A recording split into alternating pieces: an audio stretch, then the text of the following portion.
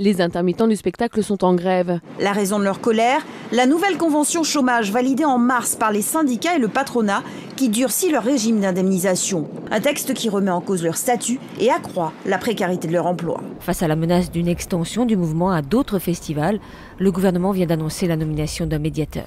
Oui, j'évoque cette semaine dans l'édito la question des intermittents, qui est un conflit qui risque d'agiter tout l'été et peut-être même de mettre en cause les grands festivals.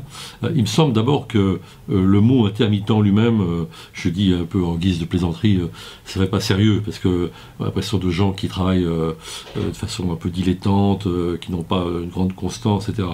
Et évidemment, c'est la confrontation entre un mot qui est censé définir un statut social, lequel est en effet intermittent, et puis la vie des artistes, des créateurs et de ceux qui travaillent autour d'eux, les techniciens, etc., qui sont des gens, au contraire, non seulement très constants, pas du tout intermittents, mais extraordinairement engagés, disons, dans leur chair même. Disons, quand je cite, parce qu'il se trouve que je parcours en ce moment les carnets d'artistes de Philippe Avron, la difficulté, l'épreuve que c'est que de se préparer à un rôle, que d'entrer dans un rôle, des semaines et des mois, bien entendu, avant que, si j'ose dire, on entre dans le statut social, c'est-à-dire la représentation qui est rétribuée. Ben, tout ce travail qui est avant, de fécondation, et c'est vrai pour l'artiste, c'est vrai pour l'acrobate, pour le trapéziste, pour le jongleur, enfin, que ce soit à la Comédie Française ou du théâtre de rue, c'est fondamentalement pareil.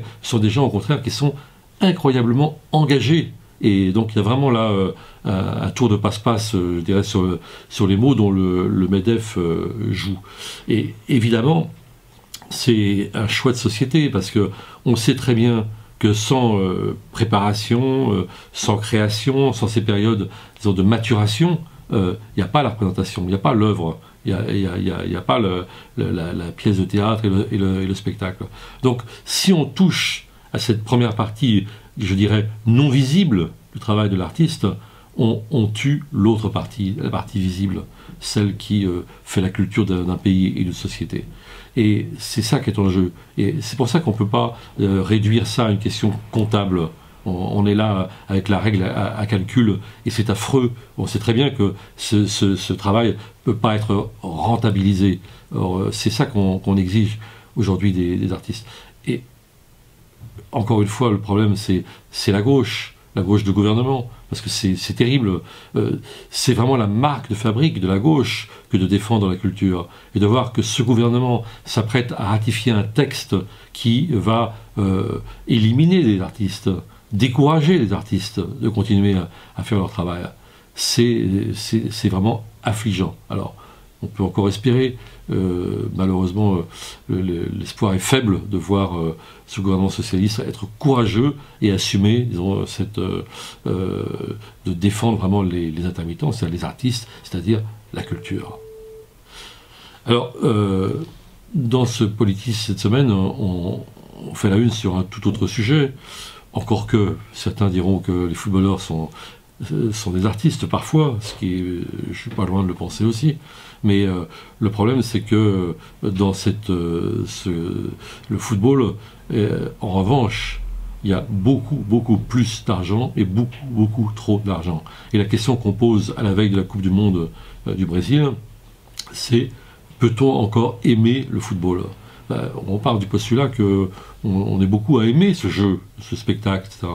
Mais quand on en connaît l'arrière-plan, comme on le connaît aujourd'hui, c'est-à-dire à la fois des stades somptuaires qui sont construits dans la forêt amazonienne et qui ne serviront plus le lendemain et qui se font aux dépens des populations pauvres. Quand on voit le scandale de l'attribution de la Coupe du Monde au Qatar en 2022, avec des températures qui est 50 degrés l'été, etc., où il y a déjà, paraît-il, une quarantaine d'ouvriers népalais qui sont morts sur les chantiers, etc. Est-ce qu'on peut encore regarder innocemment ce spectacle? Bien sûr, un beau geste d'un grand footballeur, c'est toujours un beau geste qu'on apprécie quand on aime ça.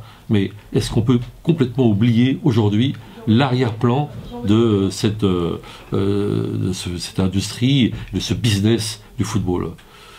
hélas, je crains que non, quelle que soit la passion on peut par ailleurs nourrir par ce sport, qui est un sport très populaire, mais qui justement est en train de tuer sa popularité, comme on le voit au Brésil, où là, on a un peuple passionné par le football et qui aujourd'hui n'est pas du tout content de voir le gouvernement qui fait de telles dépenses alors qu'il y a de telles nécessités sociales à côté.